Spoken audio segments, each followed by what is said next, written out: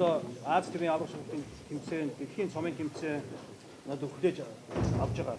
Энэ дөрмийн дагуу одоо энэ шүүгчнэр дэлхийн бүхэн холбооны төлөөлөгч нар дэлхийн бүхэн холбооноос томдогч хийж байгаа видео тим гэдэг баг тамирчин бид нар ажлын хөл салин мөнгөний өгдөгөө.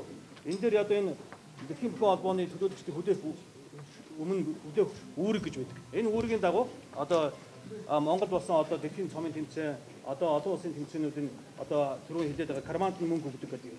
Энэ карманд мөнгө өгдөг биш ээ. Энэ ямар учиртай юм гэхээр одоо энэ дээр заасан байна да. Дэлхийн бүхэн холбооны пелагийн төлөөлөгчийг онгоцны зардал А зэрэглэлээр нэгдүгээр зэрэглэлээр дэлхийн бүхэн холбооноос томилогдсон шүүгчийн зардлыг нэгдүгээр зэрэглэлээр дэлхийн бүхэн холбооноос томилогдсон видео тимийг экономик зэрэглэлээр тэгээд гэрээсээ гараад 1000 км зай зорчсон бүх мөнгийг бизнес англиар мөнгөний төлнө.